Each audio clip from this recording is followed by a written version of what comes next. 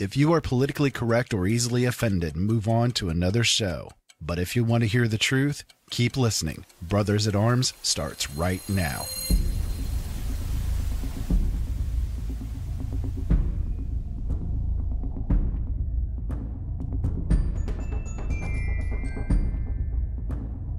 When you're born in this world, you're given a ticket to the freak show. And when you're born in America, you're given a front row seat.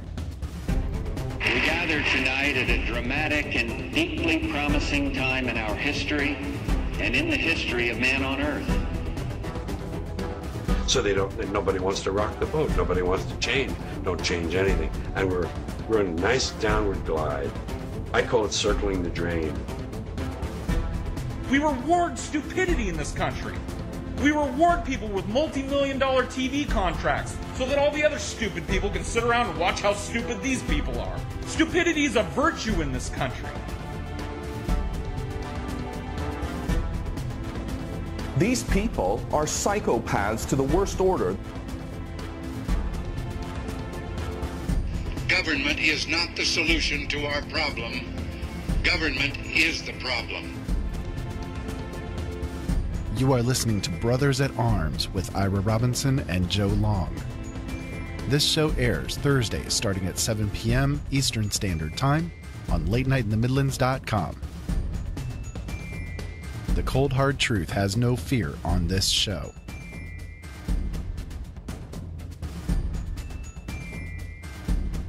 I think Americans have worked extremely hard not to see the criminality that their officials and their policymakers have exhibited. Hello, one and all. Welcome to another fun-filled adventure, wonderful land here on Brothers at Arms. My name is Ira Robinson, and we are live and in person with you tonight. Unfortunately, Joe is out of commission for the evening. He had some things that he had to take care of, so he is not going to be joining us this evening. However, we do have a guest that's coming on with us, and we'll bring him on here in just a moment. We are live and in person with you, and if you want to call in, you can do so. The number tonight is 260-494-3937. Our Skype line is JDA Film. And as always, we're over in the chat room at lnmradionetwork.com, as well as our website, openeyesnetwork.com. Make sure you guys come on over, join in with us. It's always a fun time over there. And for some reason, conversation always devolves into food. I don't know exactly what's going on with people that they have to talk about food all the time. But yeah, it's a lot of fun over there. So come on over and join in with us. We are also on YouTube, as always. YouTube.com/C/Open Eyes Network is the YouTube channel. And while you guys are over there, you can hit the subscribe button, hit the little bell, and you'll get notified of when we come out with a new show or go live or whatever the case may be. For those of you guys that are not aware, I've actually been doing a lot of live streaming of video games over the past week. It's something I've actually always wanted to do with the channel over there on YouTube. I just, kind of short on time all the time lately with the writing and the radio shows and all of that kind of stuff. It's kind of hard to do it, but I decided, I'm just going to sit down and I'm going to do it. And so that's what I've been doing here over this past week, just kind of kicking around for an hour or so in the video games. And if you guys want to, join in when I do that, most of the time I've been doing it right around the midnight hour after Michael Vera has gotten done being live on his show, Late Night in the Midlands, because I don't want to kind of interfere with somebody that's going live here on the network. But yeah, come on over, youtube.com/C/Open Eyes Network. You guys can check that out.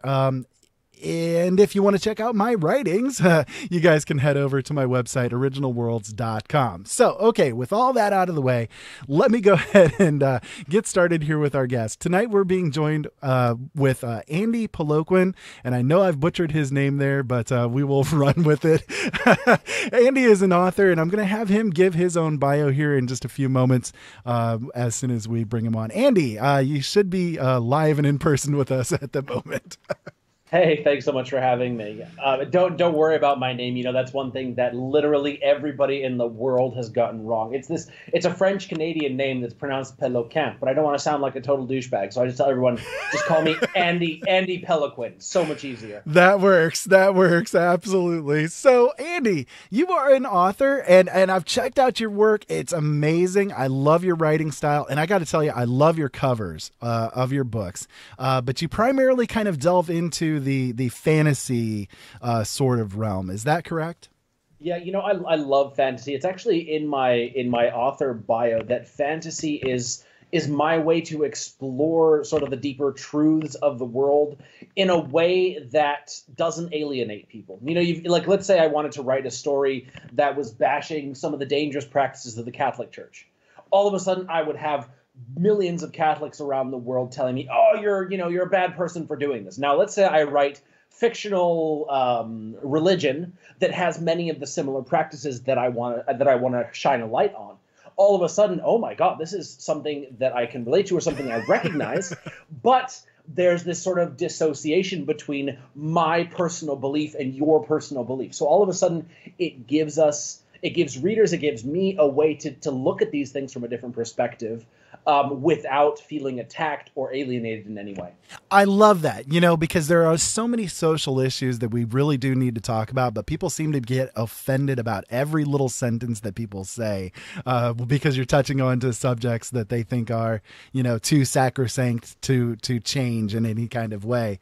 But doing that like that is a really great way to bring about, you know, a consciousness tweak in some kind of way. It reminds me actually of comedians like George Carlin or Bill Hicks or people like that do very much, you know, social commentary, but they couch it in comedy so that when you are listening to the joke or listening to the humor and you laugh about it, yes, it's hilarious. But then a moment later, you're like, oh, wait, he's right. You know? Yeah, exactly. It's like satire, but without the humor. Right, you know? Right, exactly. You have a way not to poke fun, but to really shine a spotlight on things. Sort of like I was reading this article about the new Black Panther movie. I went and watched it on Monday with my kids, loved it. And for the first time, I found myself more drawn to the actual movie, the story, the relationships, the dynamics between the character more than the super awesome action scenes and stuff like that. And I was reading this article and it really highlighted why I enjoyed it. It gave me a chance to look at African and African American culture and heritage and race and belief systems and the whole diaspora that, you know, sent them all over the world because of slavery, all of that in the context of a story. So it wasn't like I was being slapped in the face by, you know, white people oppressed Black people and did all these horrible things to them, which we're all very aware of. Right. But it was like, okay, here's this awesome story about this fictional kingdom, and these people have very real wants and needs and desires. But there was sort of, you know, it wasn't like I was being attacked for being, you know, a cisgender white male. It was just, right. This is what's going on in the world around me, and I can see the similarities. So I appreciated that. I appreciated having these things pointed out to me, but it wasn't a personal attack in a way. Exactly. And I love that. That's really great. Well, let's get into a little bit about yourself. You've kind of given a little bit of a hint about yourself, but let's give it a little bit more. So who are you exactly, and what do you do? Who is Andy summed up in kind of a little bio? Oh man, that's the hardest question to answer. Not because I don't know myself, but because I'm this dichotomy. I am 6.5 feet tall. Fairly athletic build, and yet I'm a total bookworm. You know, I do CrossFit and read comics and play video games. You know, like I am both ends of the geek and athletic spectrum, so to speak. And in fact, I was diagnosed with autism, with Asperger's syndrome, about 4 years ago. And in trying to understand more about it, it led me down the rabbit hole, so to speak, of psychology and neurology and these different things that sort of shape our interactions with people, our relationships, the way we talk, the way we think, the way we act. And so all I've done in my writing is just use this information that I've gained to help me understand the world better, to help the world understand me, to help people understand each other better. It's my little way of showing a part of who I am to the world. See, I think that's fantastic. My wife and I are parents of a severely autistic child. He has a childhood disintegrative disorder, and one of the things that we've tried to do with it as a mechanism to help other people out and to maybe change the way that people view things, we do another show ourselves that's called Adventures in Autism. That we look at the positive things that happen in our lives because of what Seth is going through and the positive things that we can achieve, through trials and tribulations, and a lot of times, we get very good responses from parents that are going through these experiences, at least for their first stages of things. That's sort of what we gear ourselves towards. But we try to do it in such a way that people, listen and they come out of it thinking there's hope, there's things that we can do to help this child that we have, so on and so forth. Yeah. And one thing that I've tried to do a lot in my writing is bring in different disorders and disabilities. As an example, I put out this collection of short stories called Different Not Damaged. And this collection features 4 different characters in each their own story with disabilities. One of them is severely autistic with sensory processing disorder. Another one has fibromyalgia. There's PTSD. And then there's Alzheimer's. And it's all in a fantasy world. And so it's not like, okay, so this is what it's like. It's not a discourse on what these diseases are. It's showing what it was like, what it could have been like to have these disorders in a medieval time. And so using this setting to highlight the sort of things that people go through nowadays, like PTSD.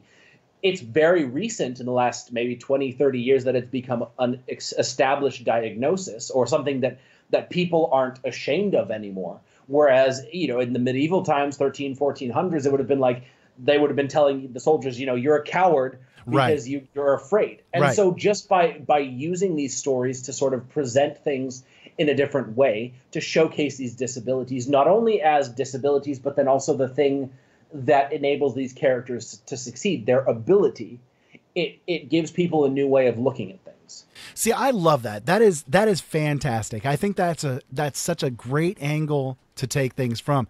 I love writing when I'm writing my own books. All of my characters are coming at things damaged in some way. A lot of them have traumas from their past that they're trying to get through at the same time that I'm putting them into these really horrible situations.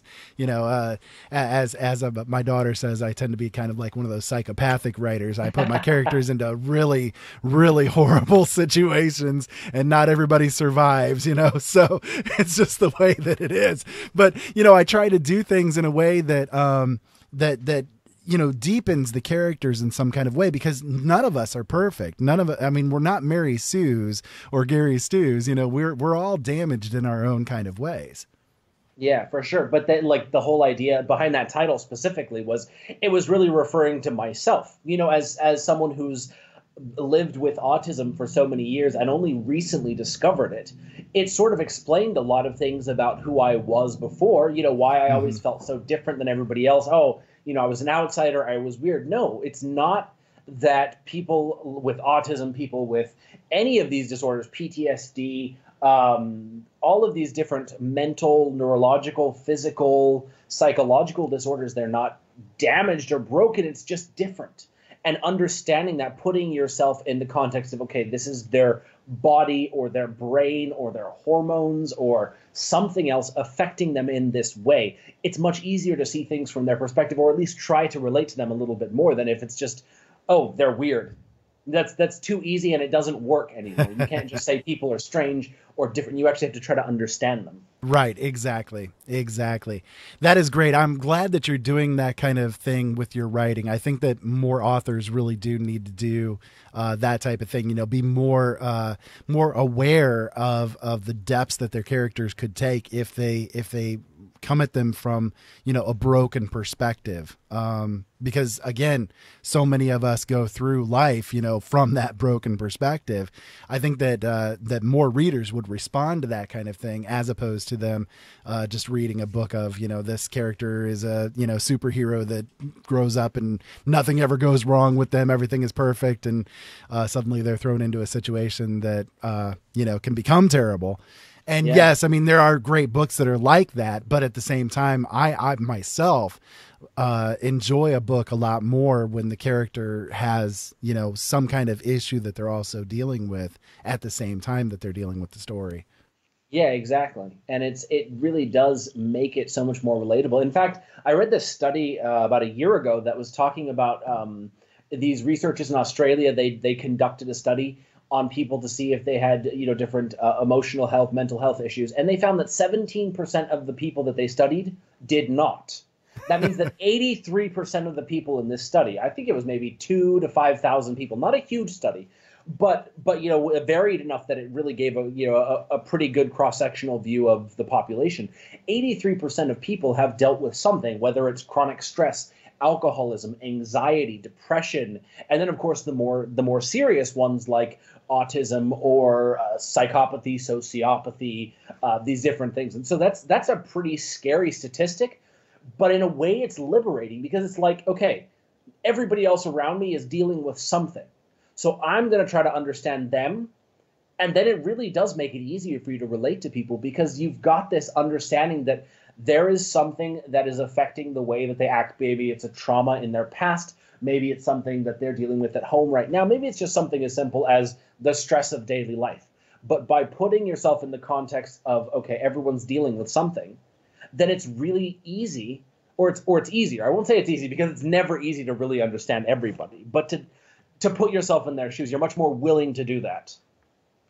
Yeah, absolutely. You were just touching on something there that I actually talked about in one of my nonfiction books that I wrote, When Good Relationships Go Bad.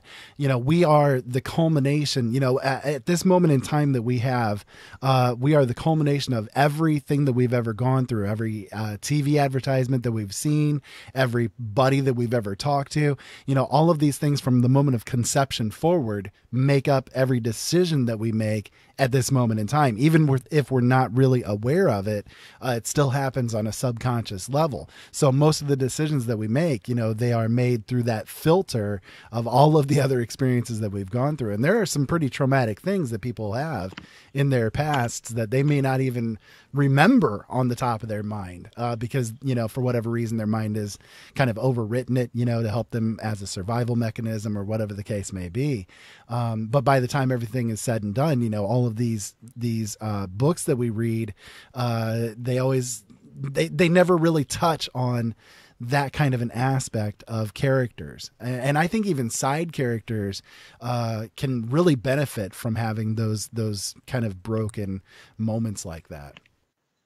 Yeah, basically everybody's got something. Yeah. Some burden they're carrying, some trauma that they're dealing with. No one's life is perfect. So using that to really deepen the character, it makes it so much more interesting. I was just writing this one character who is a total badass. She's super confident, and yet she has a panic attack because of claustrophobia.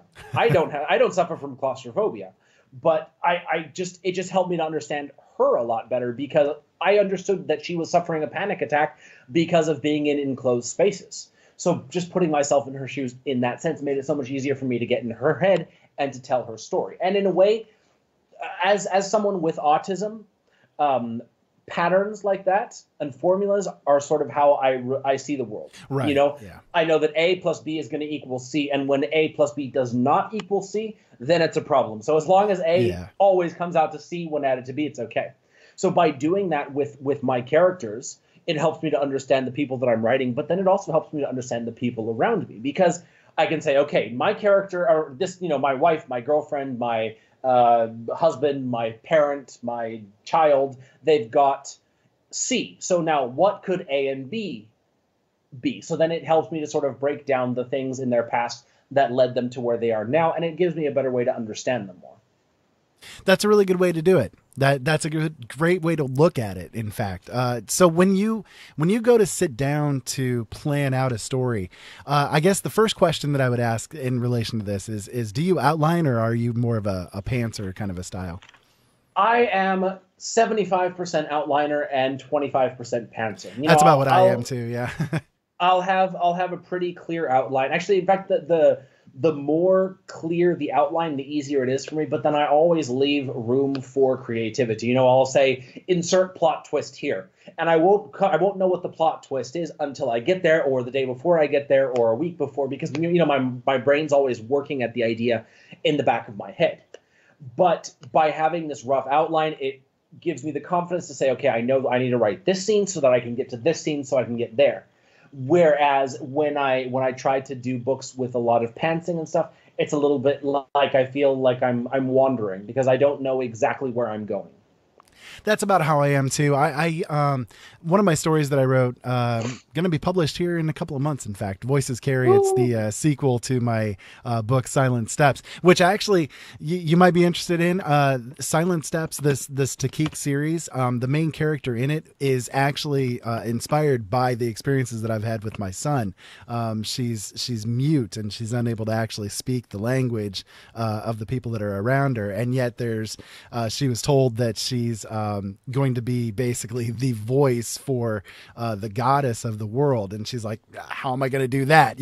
I can't even talk. What the heck's wrong with you? But anyways, in the book Voices Carry, I had like one of the main villains is named Sala, and when I had planned her out, I planned it in the sequences in a certain kind of way.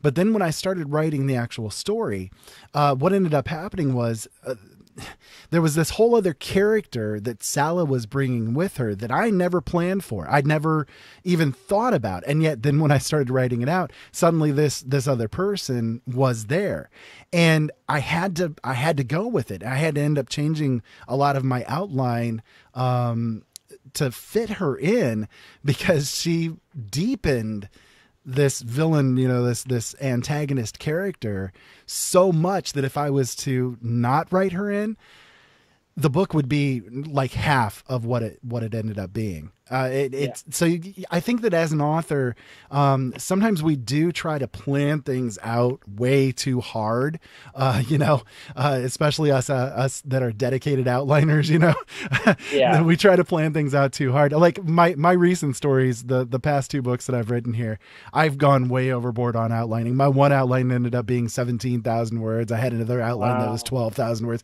No, I need to stop doing that, but at the same time, I also still do leave that room just in case something like that ends up occurring again. I do the same thing too. What I don't always do super detailed outlines of the stories. I do have some outlines, with all the the character developments and stuff. But what I do is just the details of the world. I'm working on this this military story. And so I had to draw the map of the world in my head, and then I had to draw it on paper so I could understand, okay, the characters need to get from here to here in a certain amount of time. How many days do they need to make that, to travel that distance to come and stop the enemy in time? So, so I ended up putting together, like you, about 15,000 words of details on the world, research that I'd collected from people, who are military veterans or spouses of military veterans, special forces, details on the steel that people were using, just everything that goes into building a really well done world. And I think I do pretty much that as well. That is one thing I would say that I'm kind of flawed with is world building. Sometimes, like some of my worlds, like for the Takik series, I went really deeply into world building. But in other cases, like for some of the speculative fiction that I've written, I don't tend to delve too far into the surrounding, things. I think with those books in particular, the style that I kind of go with is letting the reader, basically be in the space as much as they can and give not a whole lot of details. But that's kind of my own style. I tend to do more. I guess you could say, in depth in the characters themselves as opposed to the surroundings. Is that kind of, do you, with your world building, I guess what I'm going with this is, with your world building, do you do like info dumping in your stories, or do you sort of do the world building and that's there for your benefit, but it doesn't always get placed into the actual story itself? Exactly. That's the second option, is definitely the thing. I need to know what's going on enough so I can write the character's actions. But I really develop the world through the eyes of the character. For example, Gotcha. I'm working on the book 5 of my series right now. And this character, he just shows up at this new city. And the city is very much like an Ottoman Turk style city. So with all of this new architecture that he's never seen before. And so he's experiencing it for the first time. So you get this wonder of seeing something brand new. I sort of put myself in the head of, okay, now imagine if I walked into, a massive basilica in Constantinople. What would I feel like? And so I see all of these things, and I give my character the chance to react.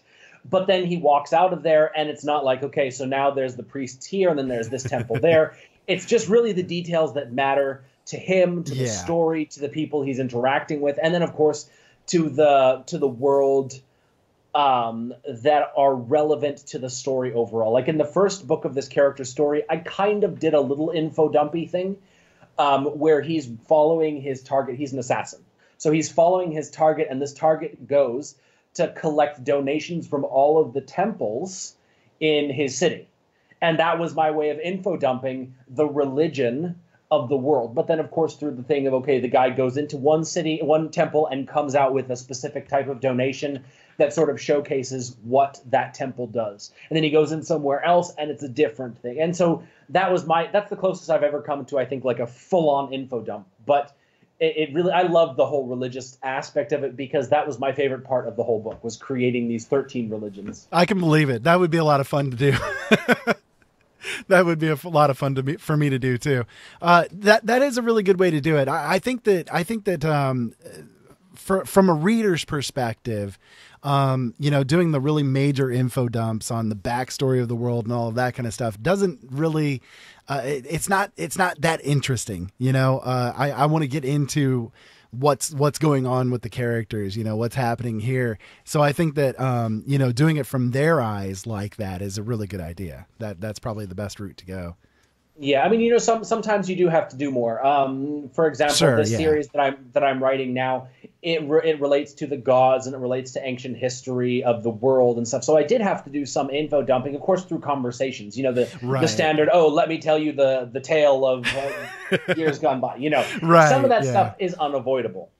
But you try to avoid it as much as possible so that you don't, bore readers with the classic, oh, great, let me sit back and listen to this tale like every other fantasy book has. Right. It's kind of like maybe 5% or so in my books as far as doing that kind of thing goes. And then the rest of it is, the actual development of the rest of the story and that kind of thing. And I kind of do it in the same way that you do. I did the only book that I think I did that different with was one book that I did a prologue where I had to kind of give a little bit of the backstory, but it was part of a sequel. So it was a sequel to another book. So I kind of gave a little bit of what happened in the first book and kind of the way the world is, for those that are just picking up the book brand new, basically. But I did it like, in the world, basically, there's one alien race that comes in and invades another planet and enslaves the people completely. And so in the first book, the whole story basically was that, then in the second book, what I did was I wrote the prologue doing the info dumping, but I did it from the perspective of the alien invaders. So I kind of gave the story that happened in a different perspective. And I got a really good response for doing that, because the readers were like, oh, that was really cool. How you did that, because we saw through the aliens' eyes then their decisions in the process and stuff. But yeah, that was kind of like the only time I've done a full on, I think, info dump, 100% like that. Yeah. I was reading one of my favorite series of the last decade is the Safehold series by David Weber. And it's this science fiction / fantasy / historical fiction mashup that was just absolutely addicting. But the first chapter or even two of the first book, it was just politics and religion and a lot of world building. And I almost put down the book because of that. And unfortunately, throughout I think it's 9 books that are out so far, there was a little too much of that for my taste. Now, the book itself is still so good. The series overall, the characters are rich. Everything is just amazing. But I ended up skipping over whole pages, even almost whole chapters, because there was all of this information that I didn't really care about a whole lot. And so that's the kind of thing I'm like, I am not going to do that. I'm going to avoid that at all costs. Yep, exactly. Well, listen, Andy, we do need to hit a break here real quick. When we come back, I want to get into maybe more of your writing style. So kind of like your daily rituals that you like to do and that kind of thing. How's that sound to you? I hope people don't think I'm super weird, but sure. They probably will, but that's okay, because I am the strangest person I've ever met, and I try to prove that every day. So, all right. All right. Well, stick around with us then. And if you guys want to call in, you can do so. The number is 260-494-3937. Our Skype line is JDA Film. And as always, we're over in the chat room at lnmradionetwork.com. We've got Andy around for another half hour or so, and I'm going to make use of the time. Really great guy. Loving him to death. Hopefully you guys are as well. We'll be back in just a few minutes, folks.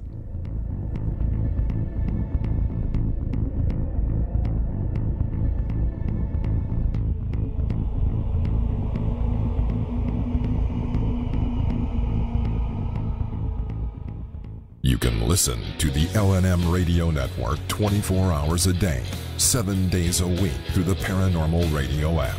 Available from lnmradionetwork.com or TalkStreamLive.com on both Android and Apple.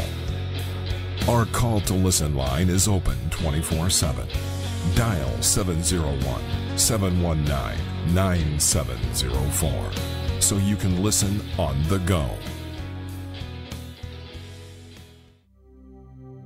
Ben Franklin said, "If you do the same thing tomorrow as you did today, you're going to get the same tomorrow as you got today." Changing the world starts with you, and changing you starts with changing the way you think. Late Night in the Midlands can help. Listen to all of our shows at latenightinthemidlands.com, because things really do need to change.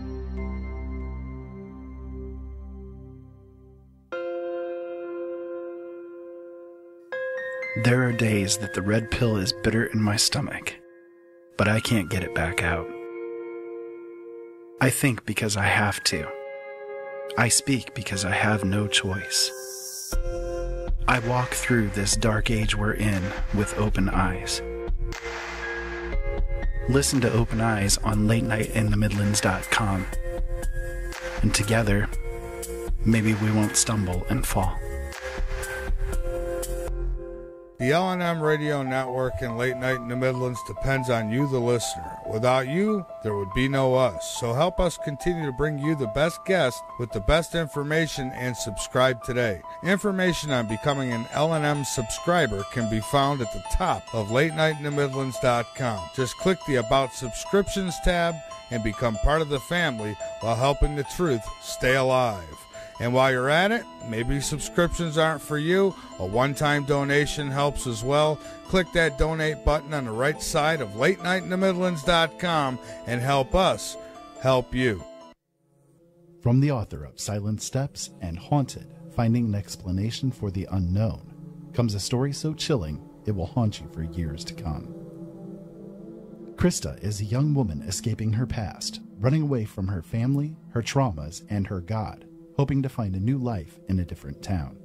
But when she is forced to make a horrible choice, she comes to realize malevolent entities have controlled the true darkness she has been a part of. That is when her real terror begins. Penitence is disturbing and evocative.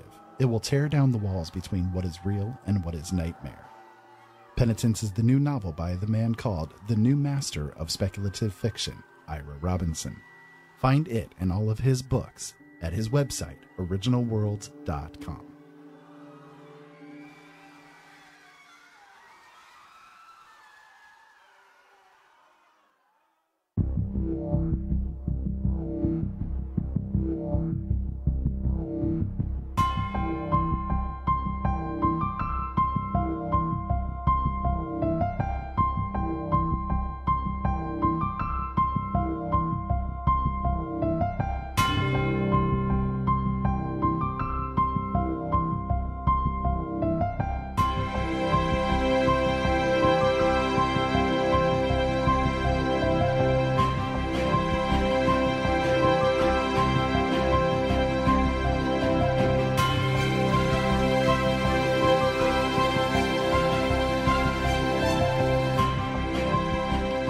Hello, folks. Welcome back to Brothers at Arms. My name is Ira Robinson. Tonight we are Joe-less. He is out and about gallivanting around and needed to take care of some stuff, but he will be back with us again next week, as always. And if you guys want to check out the archives of our shows, make sure you guys head over to our website, openeyesnetwork.com. You can also check it all out on YouTube at youtube.com/C/OpenEyesNetwork. Would love for you guys to come on over there and join in with us. And don't forget, we are over in the chat room at lnmradionetwork.com right now. So come on over, join in with the conversation. It's always a good time. Andy, we have returned. Thanks for sticking around through that break with us there. Oh, thanks so much for that break. That was probably one of the most entertaining commercial breaks I've ever had. That works. Well, before we hit the break there, we were getting into some different style effects and that kind of thing as far as your writing goes. And I'm always curious when I have authors on as to their writing process. Everybody sort of has this different ritualistic approach that they take to their writing. So I guess the first question is, do you have certain set things that you have to do before you start writing? I'd like to say no, but unfortunately, I think I have to admit that yes, I do. When I write, I have different types of writing. Like there's the type of writing where I am, writing the first draft of something, so I'm very much creating from scratch. So when I do that, I usually like to have coffee or black tea, something with a little bit of caffeine to give me a kick, and that really gets my creativity going. When I'm editing, I'll usually have something a bit lighter because I don't need a lot of caffeine or a lot of energy to edit. I just sort of need to slog through it and do all of that. And I'll usually chew gum or something because it helps me to focus on that. Basically, I just need to have something a little bit sweet and hot to be able to write. It doesn't really matter what it is, whether it's hot chocolate, chai tea, coffee, whatever it is, but that really is important for me to write. I can understand that. I always have my tea and my vapor with me when I write. I used to smoke. I was a heavy smoker for about 35 years. I switched over to vaping a few years ago, and I can't put it down. In fact, I was just showing off on YouTube. I just got a new mod today. So anyways, nice. but it's kind of like one of my only vices that I have left. Nobody's going to take it away from me. So there you go. Exactly. When I write, I have a device that I use. It's called the Free Write. That I write with to do all the drafting and stuff with, and it's like when I have that in front of me, my brain shifts into writer mode. I know, like, as soon as I have that in front of me and I've got it turned on, boom, my mind goes into processing, putting words down onto the page. So that's kind of like my go-to thing. If I've got my tea beside me and my Free Write in front of me, I'm like ready to go. Yeah. I'll have my music playing. I will have my email window closed. I'll have a thesaurus window open on my computer. I don't know why. It's just part of the writing process now. And I found that I have a hard time writing in any other program than Microsoft Word. Just something about that blue and white color scheme really helps me to write.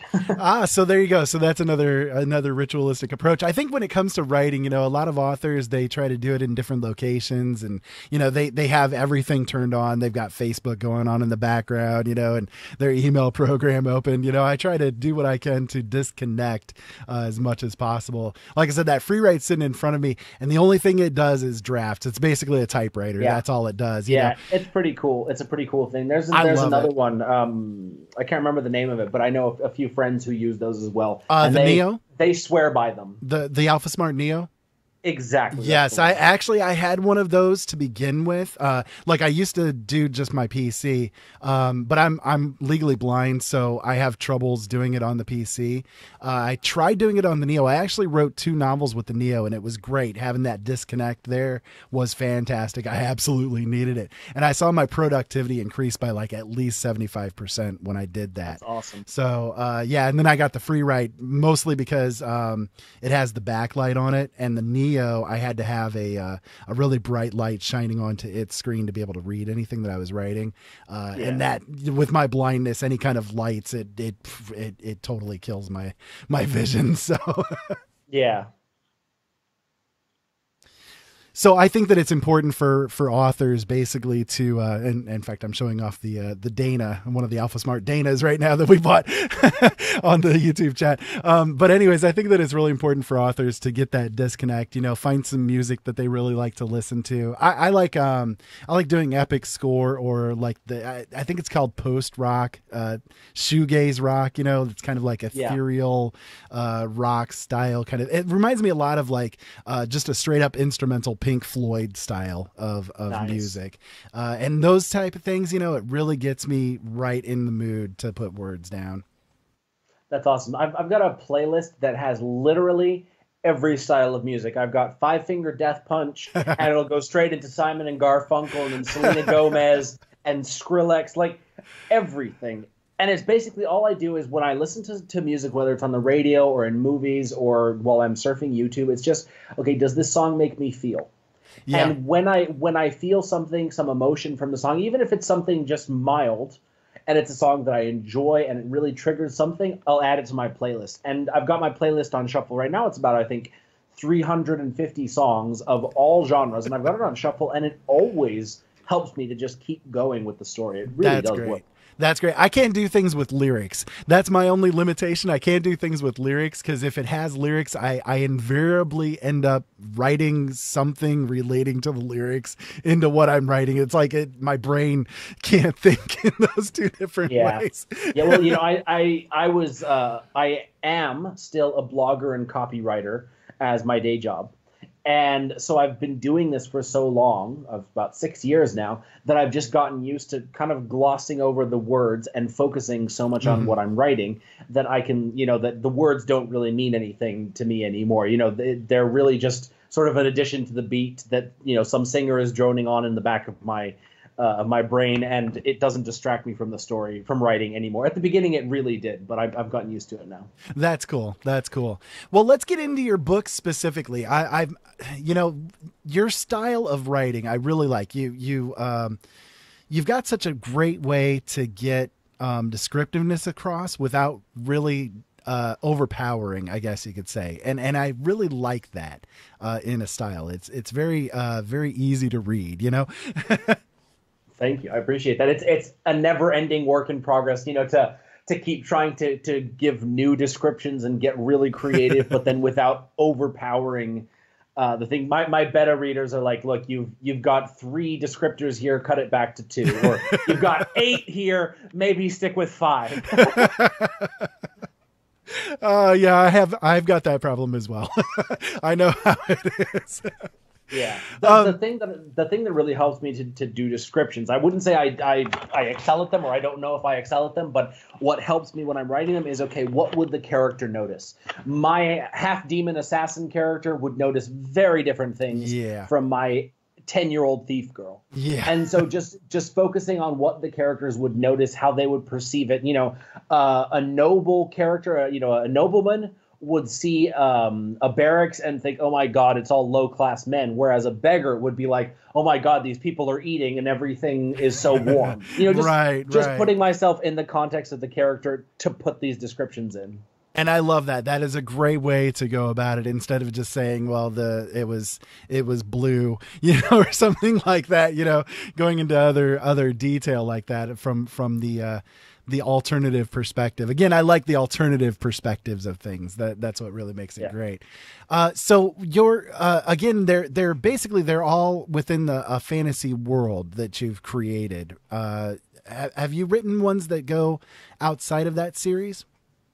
I did write one standalone novel, and it was set in Atlantis. It was called In the Days, but I unpublished it because I kind of wanted to stick with this world that I've built. And so everything that I write now is in this world. I did make a couple of deviations outside of it for a couple of urban fantasy anthologies that I was in. I wrote 2 urban fantasy stories outside the world, but everything else is set in the world, and all these different cities. There's the main continent, which is Einan, and it's this massive sort of Pangea continent that you could span almost the entire Earth, so to speak. So I've got all these different cultures in the world, and I have never fully explored the world or mapped it out.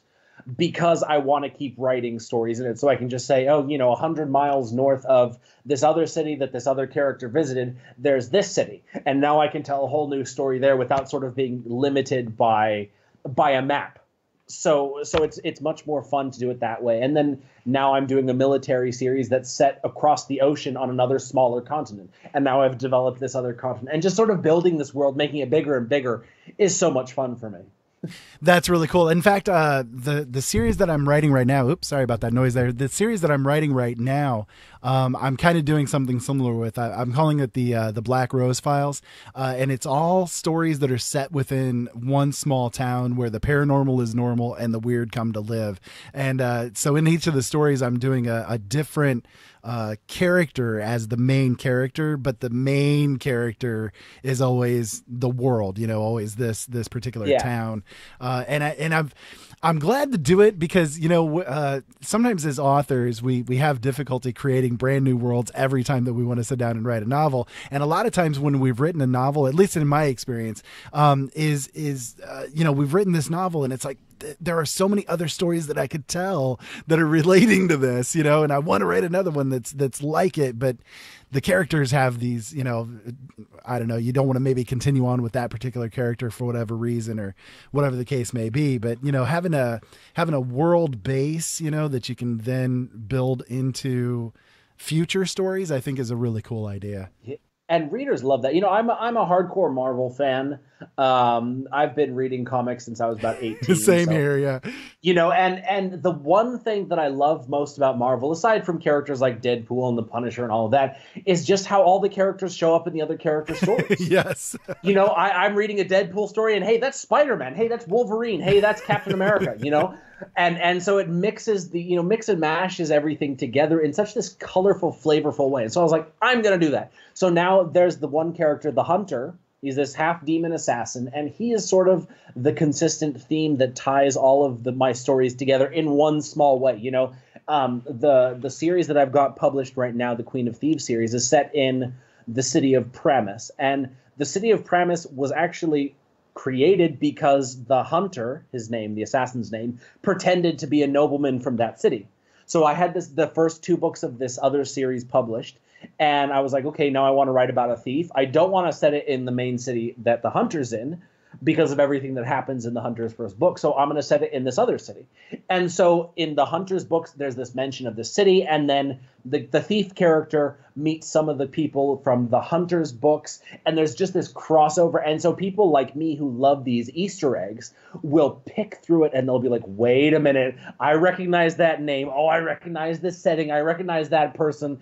And it's just the kind of thing that I wish I could read in all of my favorite authors' books. I know Brandon Sanderson does it with one character, Hoid. He shows up in all of his worlds. It's this sort of universe hopping entity. But that's the only author that I've found that actually does all of these crossovers and interminglings and Easter eggs. And so I'm just doing it as much as I can. That's exactly the same kind of thing I'm doing with these Black Rose Files. Yes. And what I'm doing with them is in one story, like for the previous story in the series, I'll actually introduce in some kind of way the character that's going to be the main character in the next story within that previous story. So then when people read it and they recognize, well, wait a minute, that character was in that last one. Oh, okay, cool. We get her story now or his story now. So there is one character that is I think going to be like a recurrent main character, but overall, I'm going to kind of take a different pace with each one. Yeah, and as part of writing fantasy and world building and all of that, I can't help but see these threads. The book that I just released last week is called Traitor's Fate, and it was conceived because at the beginning of my first fantasy novel, which was called Blade of the Destroyer, there was the Hunter. He killed this guy, this nobleman. And throughout the entire book, it never explains why that nobleman was killed. And so as I was writing this second series of this thief girl, and there's really very little actual connection between the thief girl and the assassin. And then I sat and I was like, okay, now what if ultimately the thief girl is responsible for everything that happens to the assassin because she's the one who hires him to kill this guy, which kind of sets everything in motion. And that just blew my mind. And so this story was born. It's basically half from her perspective and then half from his perspective, where you see that everything that happened to her through her series leads her to hire him, which leads to everything that happens in his series. And then once this 6-book series is done, he's going to go to her city hunting a demon, and she's going to be hunting a serial killer. And then there's going to be this glorious, classic comic book team up where there's the initial conflict. The heroes are trying to, they get into a fight, and then they realize they have a common goal, and then they'll work together to take these demons and serial killers down. And it's just the kind of thing that I love, these weird connections and links and crossovers that comes from being, a fantasy author and then a comic book fan. And so I love doing it, and my fans love it. That is great. Yes. And it's definitely something that attracted me to you when I first started looking into your stories. I realized that they had this shared kind of pool of things, and you and I are both members of a group, 20 books to 50K. And the guy that kind of started it off, Michael Landerly, he sort of had that same idea with his Kurthurian series, where it's kind of like all of these different books are all taking place within this shared world. And now he's kind of opened up that world to other authors to come in and write in as well. And I think that's fantastic. Would you ever do something like that with your world? I would consider it. It's something that I would have a hard time doing just because I don't know if people could strike the right balance of the tone I want to set for the world. But then at the same time, I think it would be such an awesome way for people to see more of the world and to get a different flavor of story set in the same thing. I do have one person who wrote, it's about 40,000 words, I think, set in a city that I didn't create, but now is officially mentioned in one of my stories.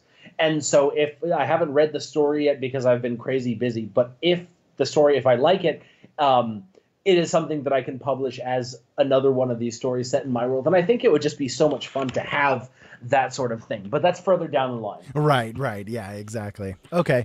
So, with the series, where can people find it, out there?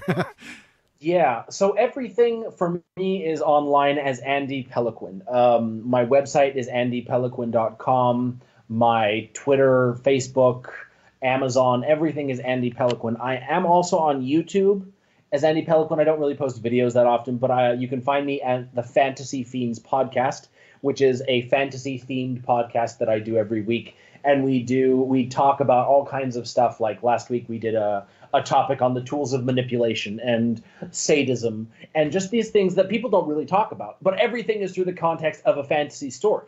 And so it's this way of bringing real-life human elements into fantasy, or talking about the human elements in the fantasy books. And it's something that I love doing, and it's something that I've done in my writing, and I'm so glad that I have sort of a platform to be able to talk about it with. That is really cool. Okay, so here's a difficult question for you. What would you say has been the most difficult thing for you to write? Maybe emotionally speaking, or something just didn't want to work right or something like that. What's been the most difficult thing that you've ended up writing? Well, that's a good question. I've never really had to deal with writer's block. I've had a hard time with a few stories just because it didn't flow, and it sort of forced me to slog through the things, the details, the parts of the story that were important but not necessarily fun.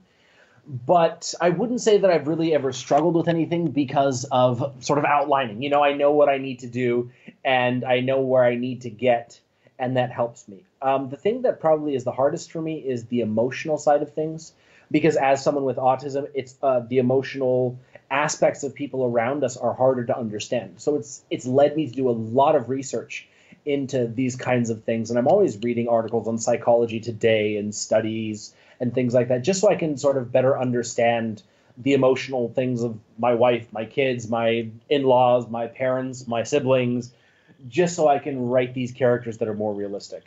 Well, that actually leads into a question that came in from the chat room then.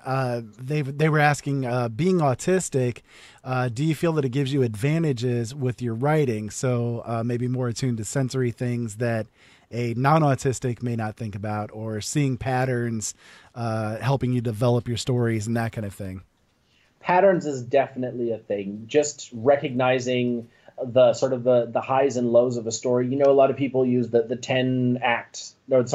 10-part hero's journey or the 3-act structure. I don't naturally do that. I naturally do that, I would say. I don't consciously do it. But because I recognize the sort of the ebb and flow of a story and the highs and the lows, it's easier for me to write these things naturally. And I often do find patterns that, like I said, these weird connections and crossovers and threads that lead here and there. Like this discovery that my one character was responsible for everything that happens to this other character. It's just this kind of stuff happens to me all the time. And I think a lot of things, I think the thing that's been most affected by my Asperger's syndrome is just understanding the characters better. By having to struggle so much to understand the people around me and to understand myself, it's led me to understand, like I've done a lot more research into people, into emotions, into the human element, into the things that drive people, into how abuse and trauma shapes our personality and our behavior, and all of these different things that a lot of people, neurotypical people, just sort of take for granted. You know, my wife is so naturally outgoing and extrovert, and I'm also an extrovert, but you would never know it by looking at me or talking to me because I'm always on my own. But that's more because of my difficulty understanding how to socialize with people. So that's led me to say, okay, now why do I have a hard time socializing with people? What is stopping me? What can I do? And that translates really well into writing characters that have those same struggles and making them much more realistic than just a Superman or Captain America type character. Okay, I like that. Yeah, I kind of have the opposite problem. I guess you could say I'm empathic. You know, I'm very hyper aware of other people's emotions, and that can lead me into some kind of issues. But you know, it helps me when I'm writing because I can tune into you and really tap into the emotional context that's going on with that particular character, and that's sort of, I think, my strength when it comes to writing. I have my weak points, but my strength is definitely in the way that I can, emotionally impact the reader in some kind of way. And you are a very fortunate man. The other parts are not easy, though. That's for sure. Sometimes. Yeah. So, okay. In the last couple of minutes here that we have, who would you say is the biggest supporter that you have with your writing? The person who helped me the most probably when I was just starting out was my younger brother. He's 3 years younger than me, and he is probably my harshest critic in a good way. He's a creative non-fiction student wanting to be a journalist. And so he would be like, okay, now, he approached everything as if he were writing an article, a news piece. Okay, why is this character doing this? What is the backstory behind this? How is this affecting that? And really helped me to deepen my characters. And I don't rely on him as much anymore because he's very busy. But also I have a friend who we're mostly friends online because he's away from home most of the time. But he's basically the guy that I ask about everything, whether it's, the character or the world or the technology or the magic or the science. He's sort of the go-to guy for everything. That's great. My wife tends to be my biggest one. She's my first line defense. She proofreads everything for me because, again, with the blindness, I miss a lot, She tends to be that first line of defense. And she's always the one that starts questioning, wait a minute, why is this happening? What's going on here? You didn't really go into this. I'm confused, that kind of thing. So whenever she's kind of critical, I always take it with the knowledge that she's doing it because she loves my writing, and not because she's trying to be critical of it or something like that. That's awesome. Okay. So last question then, and then we'll let you go because I know you need to get taken off here. If you could give out a final thing, like I do this with all of my guests, if Andy is never heard from again, what would you like to have the world hear as kind of your final message? I think the thing that I try to do through my writing and that I really do want is to sort of open a dialogue about mental health issues, emotional health issues. The number of suicides among so many different classes or so many different categories of people. You've got military suicides, you've got transgender suicides. The suicide rate is very high, and that's just one small corner of the world. And so by discussing things like PTSD, by discussing things like depression, autism, all of these different mental health issues, sort of destigmatizing them and bringing them into the light and helping people realize, hey, this is actually a lot less uncommon. It's a lot more common than I realized. Then it stops being an issue or a problem, and it just becomes one more part of daily life. Just like you've got some people who can drive or who don't drive, you've got people who can't leave the house or who can't stand up or, you know, who can't be around loud noises. And so as soon as it's destigmatized and talked about openly, then it's something that can change and it can improve for the people who deal with it. And as I said before, this study from Australia found that 83% of us are living with it or dealing with it in some way or another. Exactly.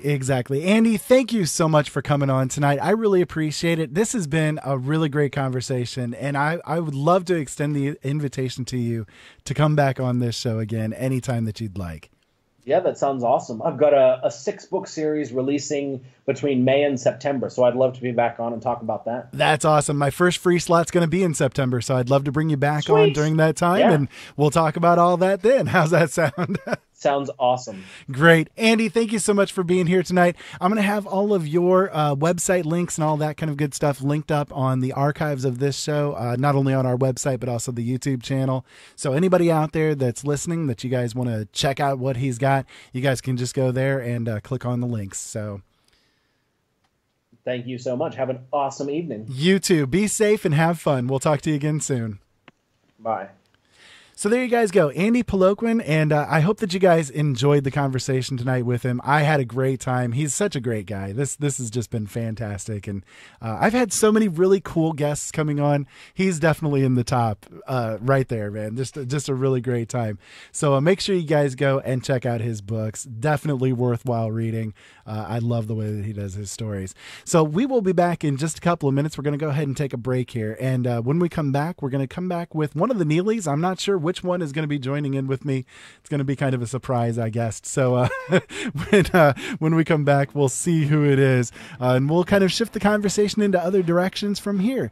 If you guys want to call in, 260-494-3937 is the call-in number. Skype line is JDA Film. As always, we're over in the chat room at lnmradionetwork.com and youtube.com/C/Open Eyes Network. We'll be right back, folks.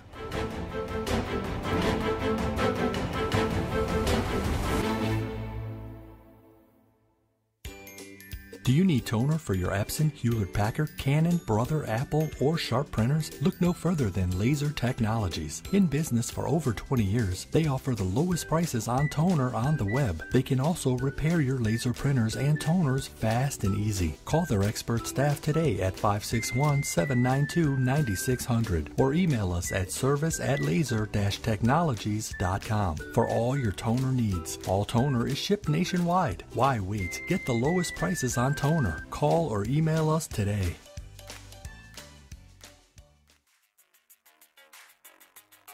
The L&M Radio Network offers a chat room for you, the listener, to connect with others whom are interested in the topics and guests that the L&M Radio Network brings to you. During the live shows, the hosts will even visit the chat room and chat with you, the listener. Click on the big red Chat and Listen button at the top of the website and join us. No subscription is needed at either lnmradionetwork.com or latenightinthemidlands.com.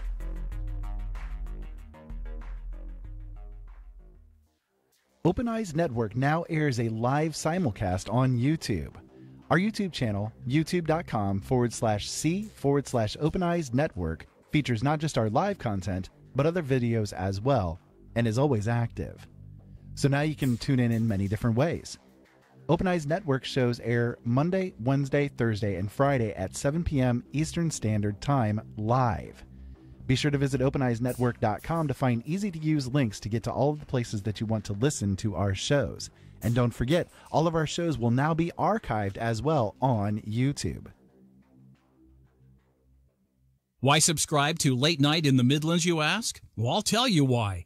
Late Night in the Midlands covers everything, and through the thousands of expert guests who have joined Michael Vera on his show, come pieces of the big puzzle, which started many years ago.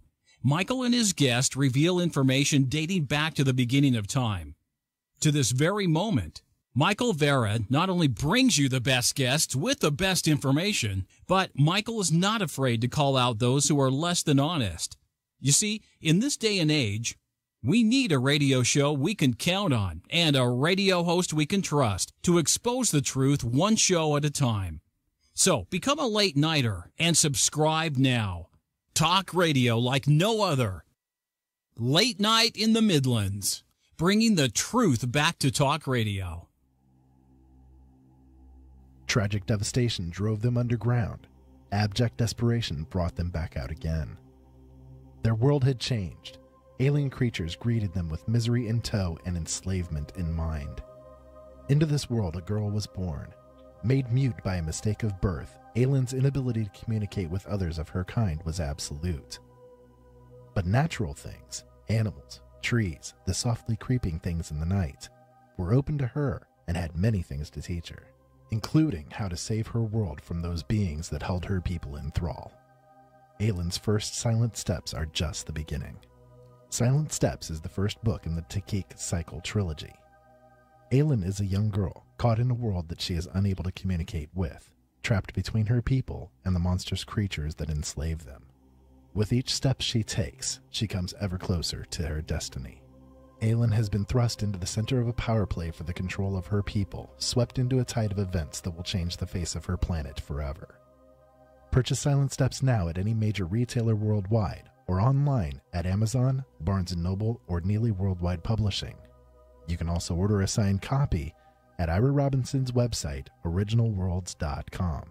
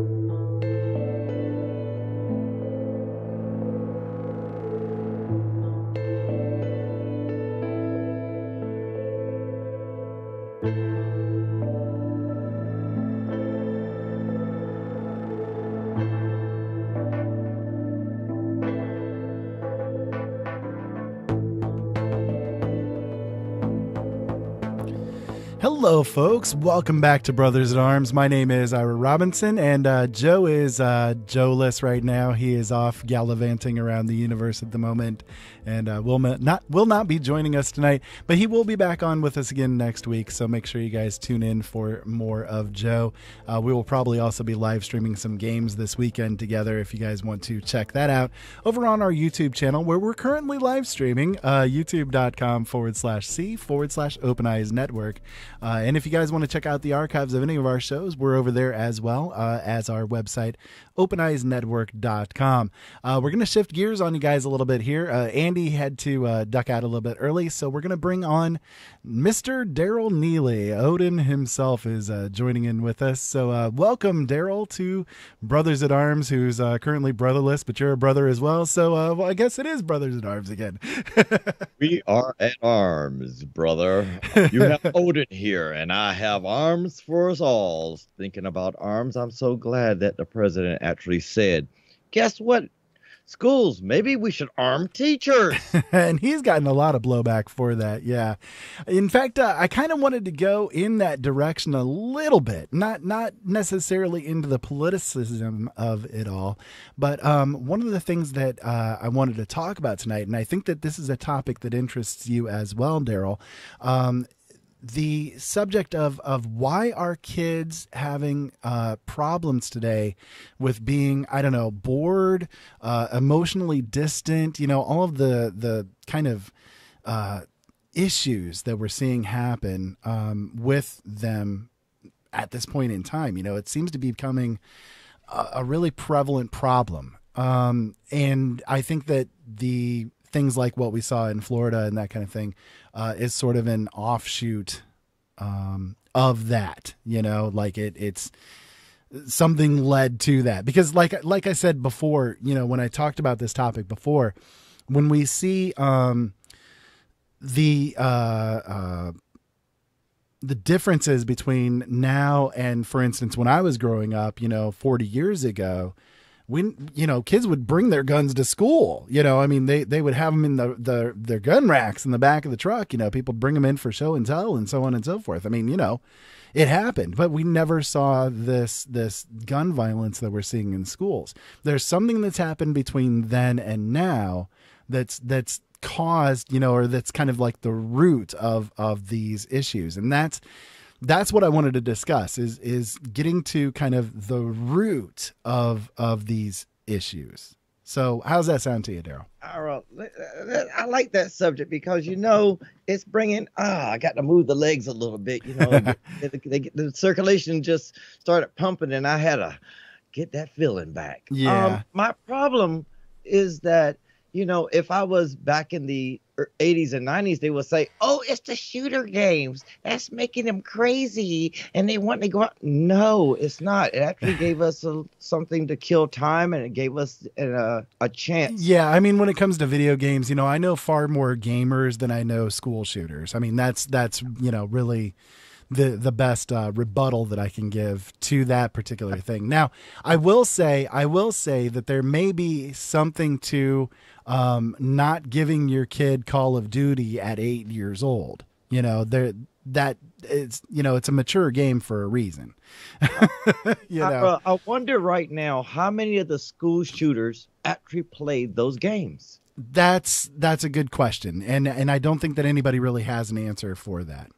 Because I doubt none of them did, because of the way they shot. If you were playing an online shooter, you're going to try to hit the heads and everything. No, these people went wild firing like they were at the OK Corral going, and you got 40 people in front of them, and I got to shoot them all like that. No, that made no sense. So we're going to have to look at it in a perspective to pinpoint this, why they are shooting and why they're bored. Okay, they're bored because, I'm sorry, people, you're sitting there on your iPhones, Android phones, tablets,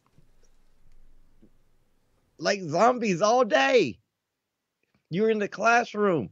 Oh, I got to get my hands up, and oh, wow, I want to see who my new girlfriend is going to be this week. Excuse me. No, excuse me. These people are bored because there's nothing for them to do. Nothing. Old statement. The idle hands can be that devil's playground, just like the idle mind. Well, that kind of leads me into the first thing that I was going to mention. Again, why are kids, seeming to be so friendless, bored all the time, impatient? Because, I've seen a lot of kids kind of going in that direction, And one of the things that comes to my mind with that is that at this point in time, kids really do kind of get everything that they want when they want it. Yeah. And I don't know if that's a thing of, the parenting in particular that needs to change as far as that direction of things goes, or if it's, sort of the instant gratification world that we live in today, where everything is sort of, available on hand at all times, because that's sort of how we've gotten to be. What is available on hand at all times? I want an iPhone. I want an Android phone.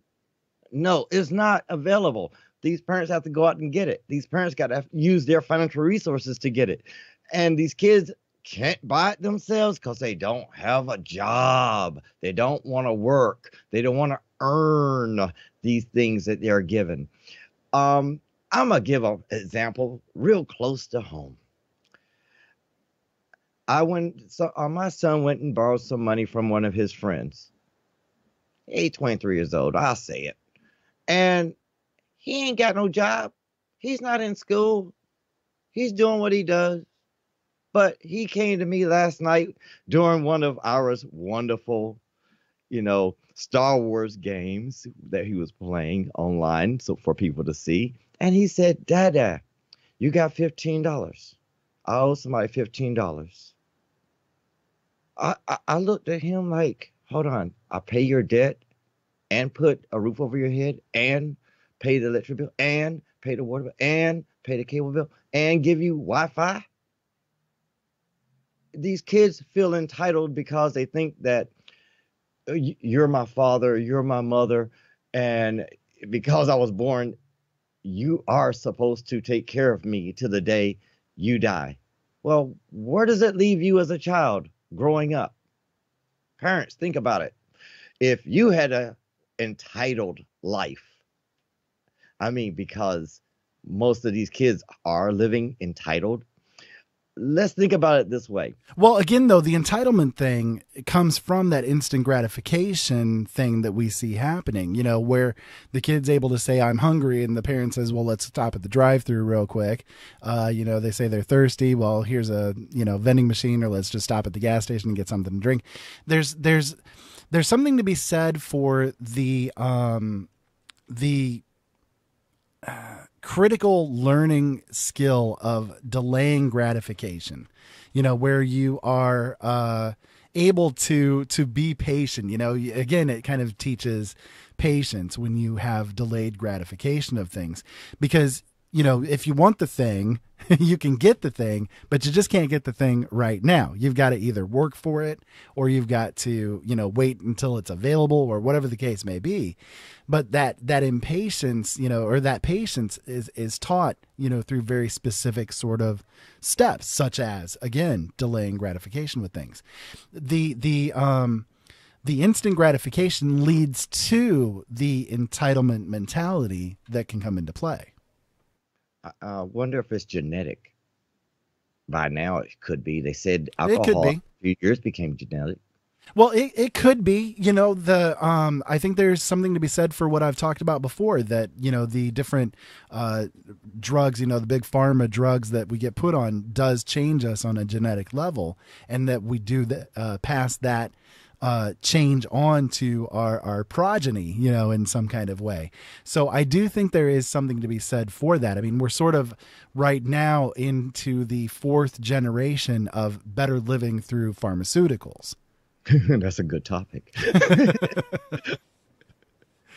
So, there may be something to that, because of the changes that are going on in the parents, the children are sort of getting the side effects of those through one defect or another, some portion of the brain that isn't able to process patience quite as well, or things along those lines, the different type of things that occur. So, coping mechanisms that's also involved with patience. Sure, exactly. And that delay in gratification goes with the coping mechanisms too. It's that's not all. I'm going to bring up a couple of other things, but that's not all that there is that's happening. But I do think it's actually a really big portion of things. Having that instant gratification, it leads to a lot of different psychological kind of things that can happen, such as not having patience, and not being able to cope when things are not going their way. I wonder if that's the reason why most of the kids today cannot play reality-based games like Sims and, the game you were playing the other night. RimWorld. RimWorld, yeah, because they have to wait for things to occur, to build a new level. Most of the kids today cannot sit there and try to level a character in any game as well, because they want the instant gratification of being the top dog, or as they did, which was so wrong, they made everybody the winner instead of one person the winner. Yeah. Which right there alone does quite a bit of psychological damage, I think, because again, not everybody's a winner, and once you leave school, you quickly find that out when you go out into the workplace. You're not going to get a gold star for just sitting there doing nothing. That's really just the way that it comes down to. Pushing papers, am I working? Yeah, pretty much. Another issue, I think, with this stuff with these younger generation kids are the fact that they're having limited social interaction. When you have to assign play dates, that's sort of one thing that always has driven me nuts about like modern parenting is they schedule these play dates for their kids. No, whatever happened to letting the kid go outside and find a couple of friends to play with? That's what we did. We didn't have play dates. We got to schedule it on Facebook or Twitter, and we got to make sure that we can get. Hold on. Yeah, I got a play date scheduled 4:00. Hold on, March 2nd. That long? I can't have March 2nd. I got to have it today. The problem is everybody wants it right now. And right now, here's a good example of the right now attitude. I woke up today exhausted. Yeah, we had fun playing the game last night. And I woke up today around 12 o'clock noon. And I really didn't get kick started until around 1 o'clock-ish. I admit it. But the day went by so fast that when I turned around and, messaged you, it was 5-something in the afternoon. I'm like, whoa, what happened to the day? The little bit of things I did do didn't stretch out to the amount of time I normally would have done things. And in the end, I said, I want the show on now. Mm-hmm. But the time is still moving, and it's moving at its rate. But my mind is moving faster, wanting it to occur right here, right now. Right, when it comes to these kids, they want it here and now, but they have they have a concept of time. They don't use the concept because society has given them the star, the A approval, and said, something, hey, let's just eliminate time and let's just do it our way. Well, and the time that they have, again, because of this limited social interaction kind of thing and the time that's with it, if a kid is sitting there bored, what do? You give them a gadget of some kind of thing to play with, spinner, the fidget spinners. Oh my goodness, don't get me started on fidget spinners. But that's a great example. You hand them your phone or something like that, and say, here, play a game or fiddle around or whatever the case may be. And so by the time that everything is done with the kid, they're looking at things like they can't just sit there and be, they can't have a quiet moment to themselves or a meditative introspective kind of a moment to help them to process what they're going through or whatever the case may be. It's like everything is really structured and yet unstructured at the same time. It's like a reverse autistic behavior in more ways than one. I guess, yeah. Kids with autism feel everything. And these kids today, honestly, feel absolutely nothing. And you, as a parent, would think, well, my child cares. Or my child, he's hungry. But in reality, that child might take one bite of that sandwich and throw it on the ground. And may not even take a bite of it. And maybe really doesn't care because he's so numb to society. I hate to use the word, it's reverse autism. It really seems that way. And when you look at society and these children, like you said, Ira, you have to give them these fidget spinners and everything like that in order to keep their mind stimulated.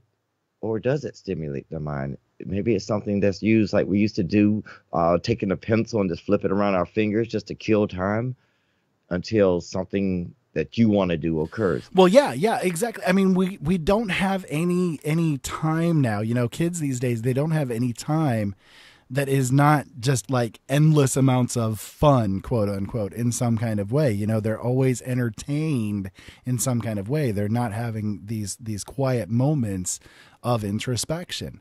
You know, one of the things that happened with me when I was a kid, and I know it happened to you too, Daryl, is there were times, you know, where we just we sat down underneath a tree and just thought, you know, I mean, or sat down at a picnic table and just, you know, zenned out for a minute, just being. Yeah. How often does that kind of thing happen now? Now, well, I'm an adult now, so I got multiple things going on. But if I was a child, it would. Well, I'm meaning as a child, yeah, as a child, it went on forever. I mean, you go outside and play, and then you go sit on the swings, and you just hold on. That's an issue that I got right there. When do kids go outside and play? Or are we just so insecure as a society that we can't allow our children to play? Oh, I'm sorry. It goes back to violence and everything that's in the United States or in our area. But kids can go out and play. And when playing, they have socialization. They play with, you know, they get creative. Like in your last show, we were talking about imagination. There is very limited imagination in these children today. Limited. A lot of things are just handed to them, you know, as far as, again, you know, handing them a gadget that entertains them instead of, you know, tossing some toys down on the floor or whatever and saying, you know, here, let's build something or let's do something or whatever the case may be, you know, let's make something of what you've got. And that, again, was a big part of when we were growing up, you know, we saw that kind of thing a lot. You know, my favorite toys were Legos and Tinker Toys. So, you know, and paper airplanes are paper airplanes. Yeah, I made a lot of those. I spent a lot of time out in the woods, you know, out in the woods with the other gang of kids that were running around the neighborhood. You know, we'd all spend times. We were lucky. We had a small ish forest that was like adjacent to where we lived, and we spent a lot of time out there, you know, just messing around, climbing trees and, you know, making our own games, playing tag, building, you know, forts and all kinds of stuff out there. We had a great time. I mean, it was a really, really cool way to grow up, I think. And again, that's something that isn't really happening today for most kids. Either because they're in an urban area or whatever, you know, so they're not experiencing the woods. But I mean, you know, the case is the same with, you know, if you're in an urban area. I mean, there's a lot of ways that you can be creative and play and that kind of thing with other kids. But, you know, we've structured things so much for kids these days that's this, you know, kind of endless fun kind of stuff that they never really learn how to cope with being bored. You know, if you're bored, you find things to do, you know. They can't even cope with themselves. I mean, right. They sit and you can have 5 kids in one room and it will be dead silent until you throw in a cell phone, just one, or a tablet. And then everybody wants to talk and get on and, hey, show me where your site, tell me what this is, show me what. No, excuse me. These kids do not. I think the whole issue completely is communication. It is, and that's what I was saying about the limited interaction, socially speaking, between kids. You know, and I think that schools do have some issue with this. You know, with you know, they don't walk in a classroom. Well, yeah, you go to school, you know, and you kind of walk in a single file line and don't talk, you know. I mean, it's like when Crystal was in public school, the lunches had to be quiet. You couldn't really talk to people that were around you and so on and so forth. No. That doesn't work out very well for kids either. It's not a prison system. A cafeteria is supposed to be noisy. Yeah, it's not supposed to be. It's not a prison system that we're sticking the kids into, although it is derived a lot from the ideas that go on in prison systems. We'll just put it out to you that way. But anyways, you know, they're not really learning what to do when they're bored. And also in line with that, they're not really taught how to work either. I mean, you know, how many kids know how to do the laundry? How many kids know how to save $1? Yeah. How many kids know what $1 even is before they're 10 or 12 years old, you know, or how to make change and all of that kind of stuff, you know. And I'm not saying, you know, you raise your kids to be, good employees, but I'm saying that there also has to be a work ethic that's tuned into the kids, because the brain is very malleable. It's going to do whatever it's taught to do. And if you raise your kids not doing chores, well, they're not going to work very hard either, are they? No, they're not. They're not. But hold on. They don't even work hard if they do chores. Most of the time. Although, but even just doing them, I mean, even just giving the command to do it is sort of problematic for a lot of parents. I think because a lot of parents want to be their kid's friend. You know something? You are 100% correct. I mean, that is a big problem. A child being an adult's friend and learning absolutely nothing about being an adult.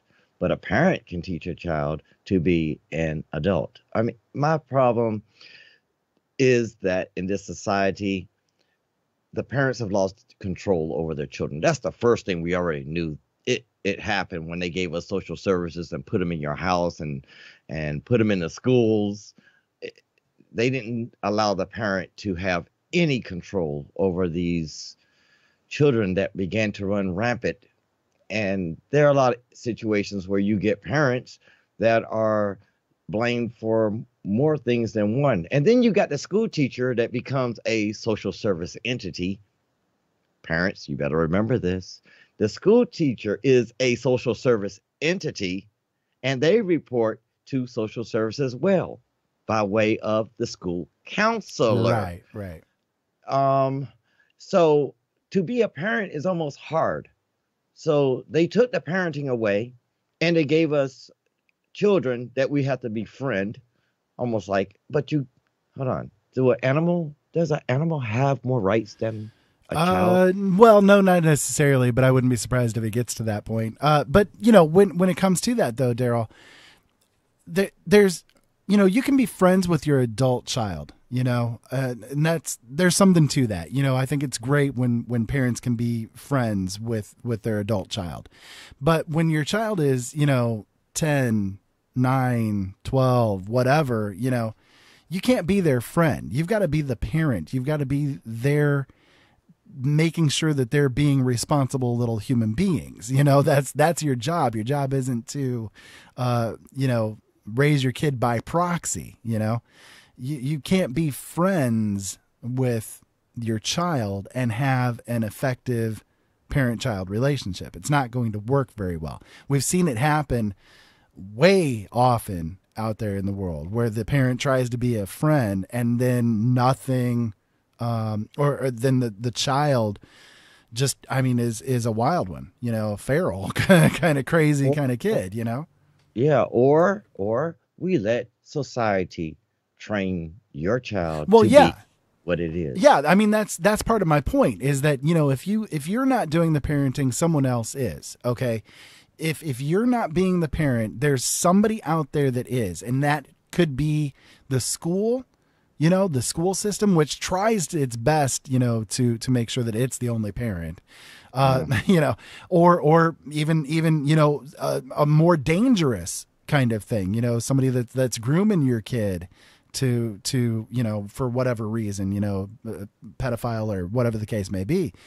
Somebody is parenting your child for you if you're not parenting them yourself. Well, my statement, even to my mother, who's the grandmother, there's only one parent, and that one parent is God when it comes to that child. And the idea is we all know grandmas will let children have their way. Some of the grandmas are kind of strict, but most grandmas, it's called passing down. Well, grandma, it sits there, it's going to feed the baby cookies. Yeah. And then send them home with them being all sugared up. Yeah. Yeah. And then the parent has to deal with it. Right. And then you become a grandparent and you do the same and smile at your grandkids. Yep. You always, the worst curse my mom ever did was, I hope you have a child that's just like you when you grow up. And it's like, yeah, I know how that is now. Anyways, so. But yeah, you're 100% correct about the school systems and the way life is. But the core of the problem is society. We're not allowed to be the parents, even if we were the parents. And last but not least, most of the parents out there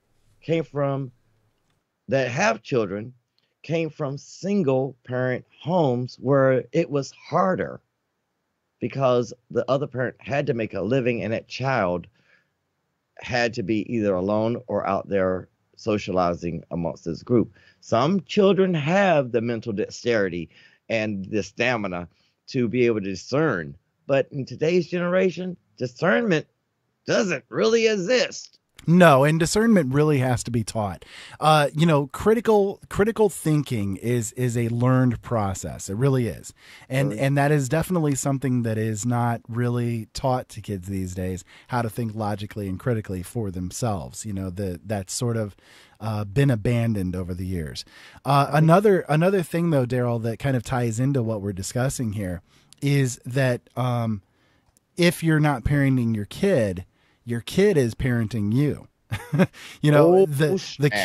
The kids these days are actually dictating to the parents how they are going to be raised and treated. So, every example of my kid doesn't like to eat vegetables, so you serve him something else, teaches that child that they're able to dictate what you serve them. Ira, I'm gonna give you a good one. You said if the parent is not teaching the child is teaching the parent. And you know something? It's that I call it that Jedi mind trick in this house. When you got a 3-year-old that's telling you, "No, I don't want that. I want chicken." And you sit there and be like, "Okay, guess what? This is what you're eating. This is what you got." Oh, hold on. Society will say, "Oh no, you're abusing that child." Yep, you got to give him chicken. Give him the chicken. Well, hold on. Now let's think about Florida. The parents of that child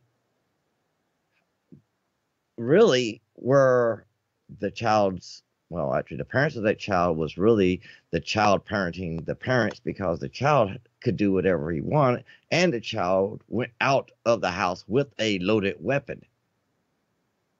I mean, come on. How many people are going to... Well, to be fair, though, the one that happened down in Florida, the guy was 19 years old. He wasn't a child at that point. He was 19 years old, already graduated high school and was out on his own at that point in time. But I get the point that you're saying, yes. I mean, they can do what they want. Yeah. Really. I mean, at 19 years old, you living in my house. This will be my house. You better understand that there are certain things that I expect. Yeah, my house, my rules. Yeah. And the problem is these children of today, your house, your rules. I'm going to push it as far as I can. I'm going to do what I want. I'm going to go and come home. You know something? I remember when I was younger in my teens and college years, I would go get drunk. But you know something? I wouldn't go through the house saying, "Oh, I'm so twisted." No. These kids are come in the house, make all the ruckus and noise. When I was that age, I would slide my butt right into the bedroom and get in the bed. These kids today, they want to talk and show you that they are somebody. You're showing me that you are somebody doesn't make you somebody. It will never make you somebody. It makes me look at you like you are a fool. And it's you missing something in the growth process. And when you look at the growth process, be it manhood or womanhood, there are things that are expected. And then there's things that you must do. I mean, it takes people quite a bit of time to grow up, and that's one thing. But as you were talking about the children mastering the house with the parents in it, I see it so many times.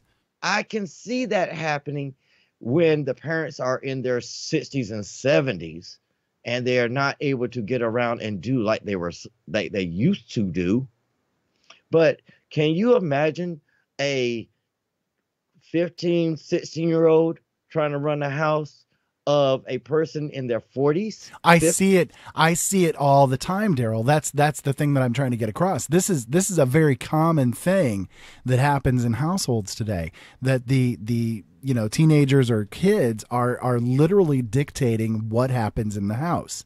The parents capitulate to whatever the kids want. And what good is that teaching that kid? They're getting taught that whatever they want, they can have. Whatever they want, they're going to get. That's not how the world works. That's not how the world works. And what really in effect gets raised is a bully. Very true. Or a wannabe bully. Or a wannabe bully. Yeah, exactly. So again, this is something that happens really frequently, a lot more common than people would expect. And then on the opposite side of the coin, you have the whole helicopter parenting thing, where the parents are literally in the kids' faces at every moment of time, never leaving them to have a moment's worth of peace.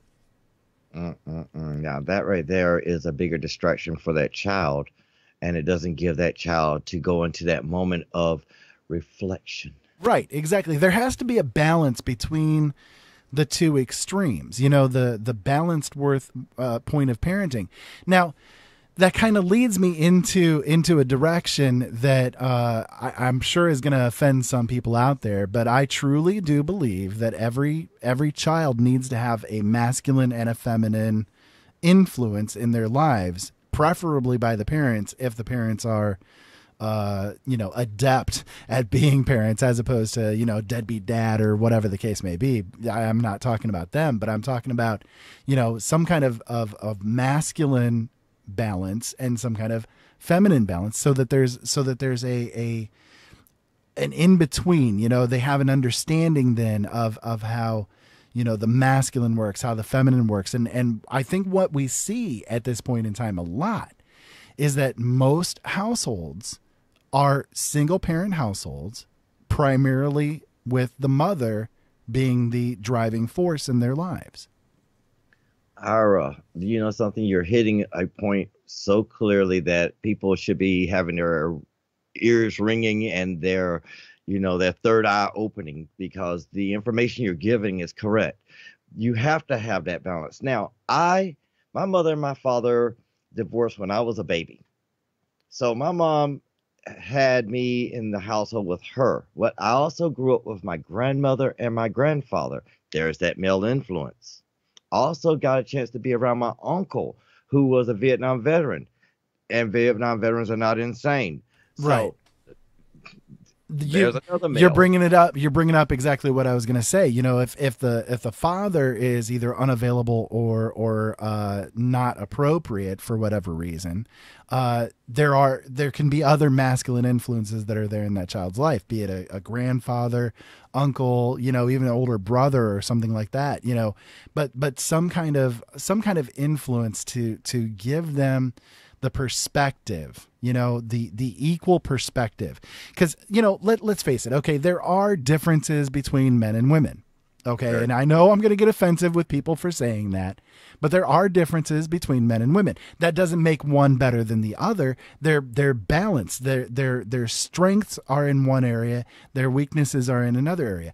Women tend to be, not always, but tend to be the nurturing portion of things. The male tends to be the again, the kind of more critical type influence that's there.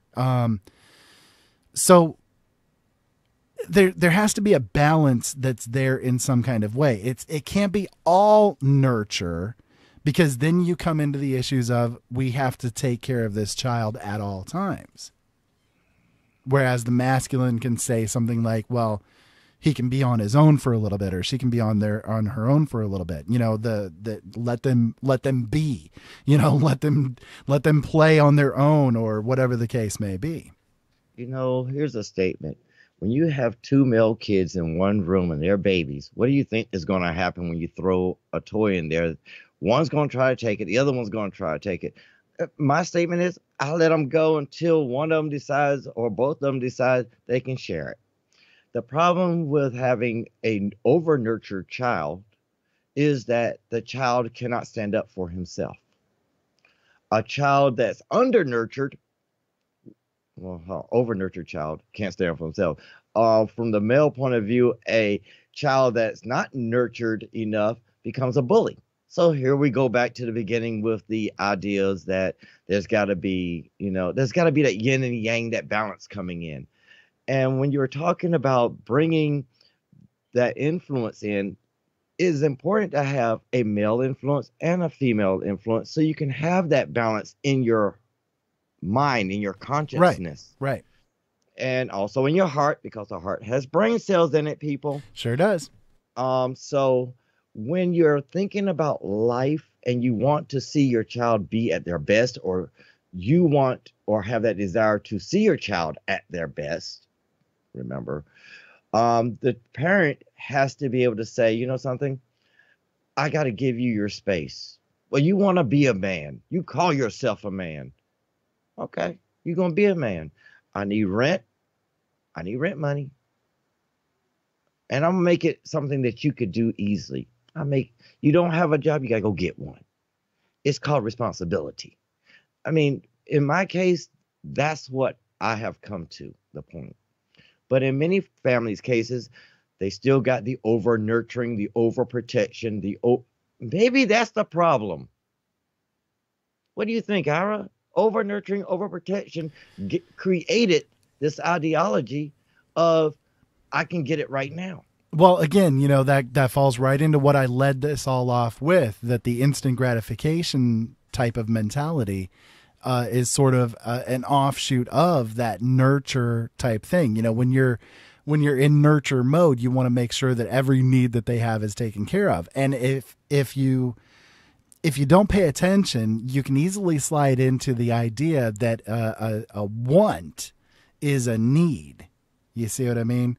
Mm-hmm. A want is not a need. They're two completely different things. A need is what you need to get by, and a want is everything else that's on top of that in excess.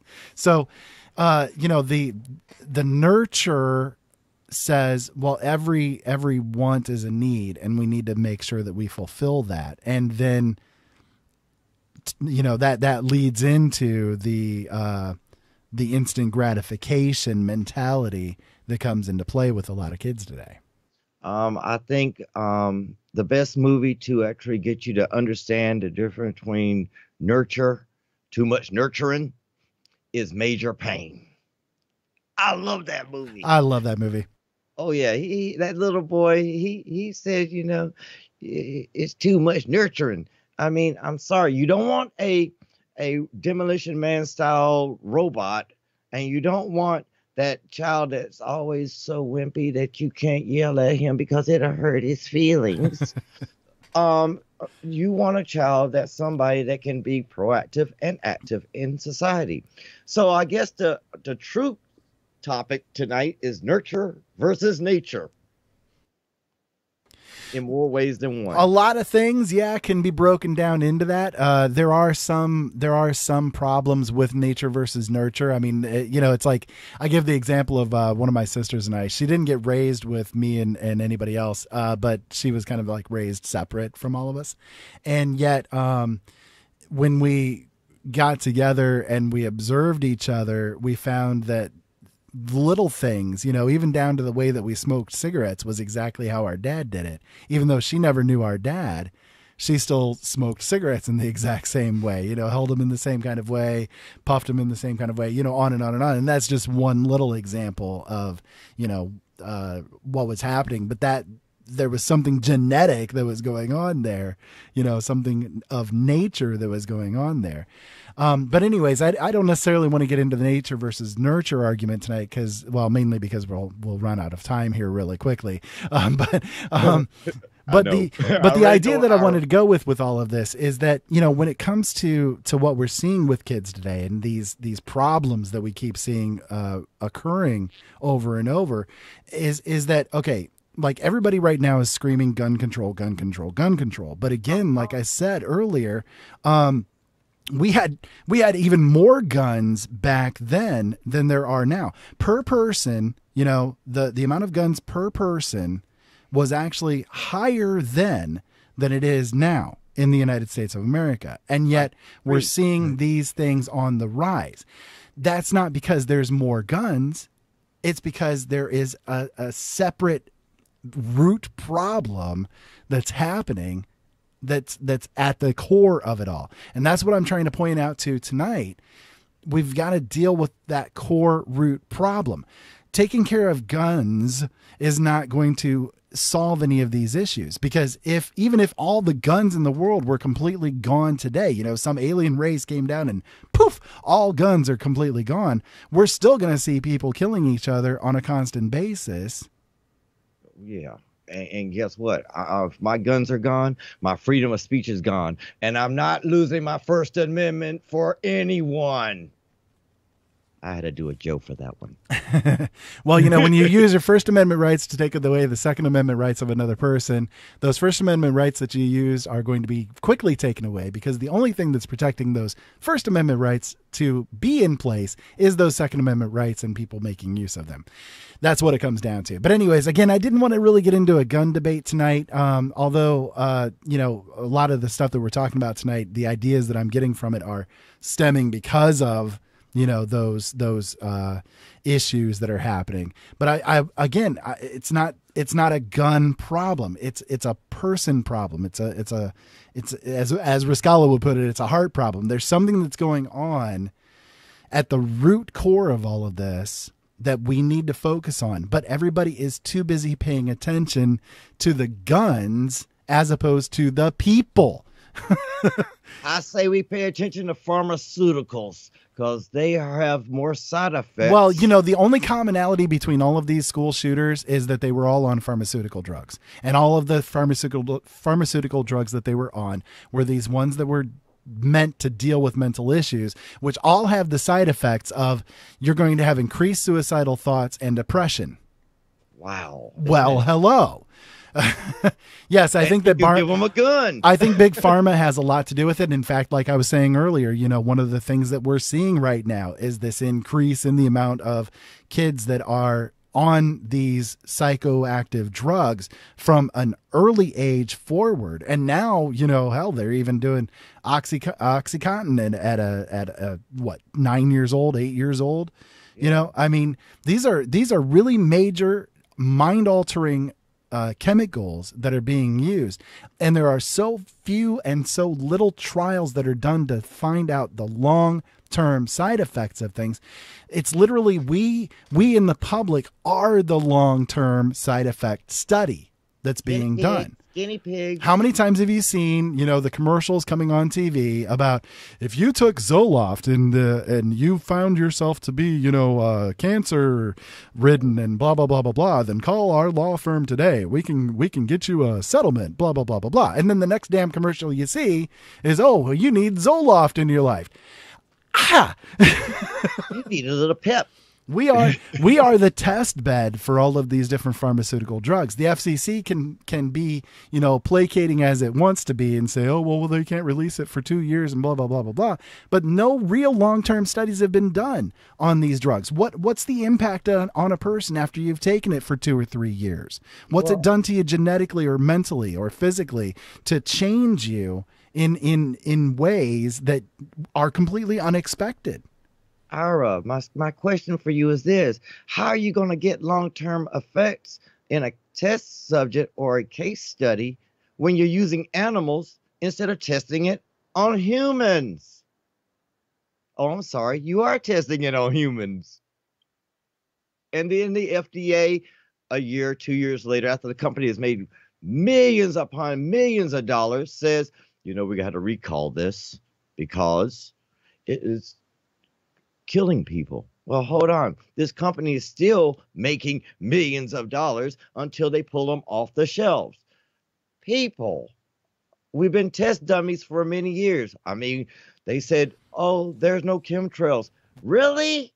Well, like I said, Daryl, we are essentially, we're the fourth generation. We're seeing the fourth generation right now of better living through pharmaceuticals. It's been since about the 50s or so that the ramping up of the amount of chemicals that people are on, and I'm not talking illegal drugs. I'm talking flat out what you're prescribed by the damn doctor. Okay. We're not even going into anything illegal here.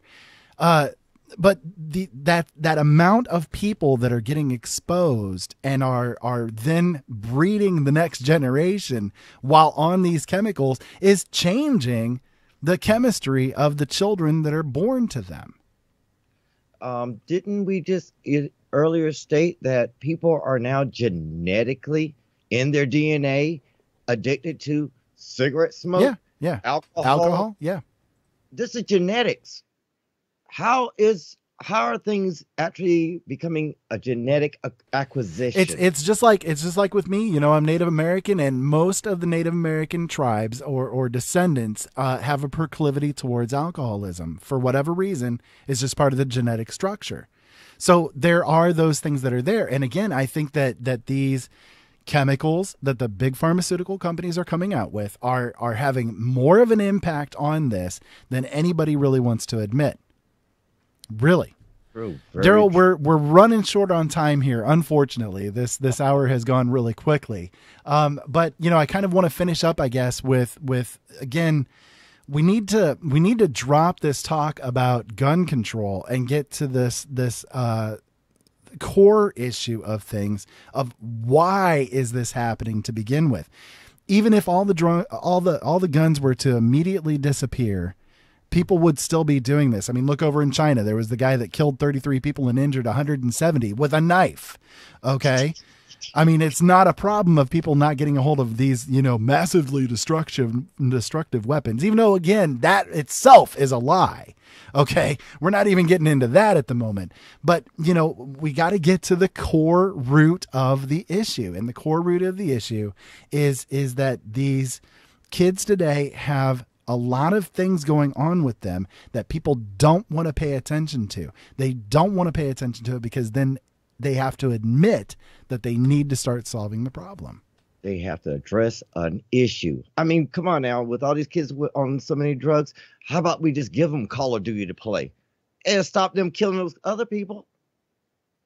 Think about it. Maybe that may be a scenario to acquire genetically, playing Call of Duty. Come on. I can see you now. I can see you now. Hey, I feel like going to kill somebody today. Let me go play Call of Duty. Well, you know, there is actually psychological benefits to that. We won't get into that because that's going to take up too much time. But anyways, that'll be a whole nother show in and of itself. Daryl, where can people find you and all the good stuff that you do?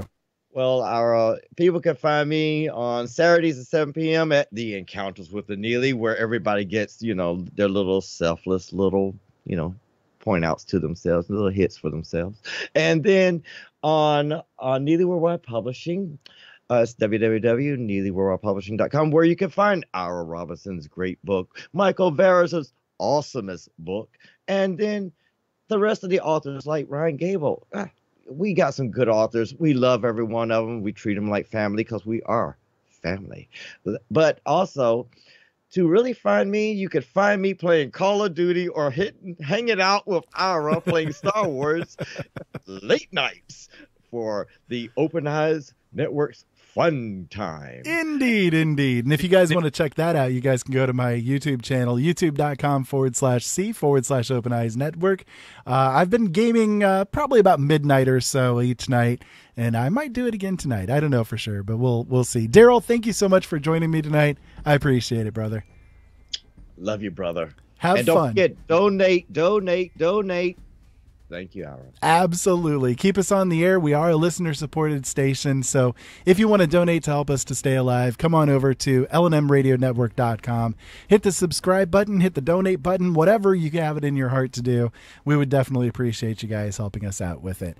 So I will be back on again tomorrow at 7 p.m. Eastern Standard Time with my guest, Michelle Lynn. It's going to be a really interesting show. She's a romance author, and I think that you guys are going to be really entertained by what she has on offer. So make sure you guys tune in at 7 p.m. Eastern Standard Time. Right here, wherever you're listening to this now, you can listen to that then. Let me see. Yes, if you want to check out the archives of all of my shows, they're over at my website, openeyesnetwork.com. And also, again, on youtube.com/C/Open Eyes Network.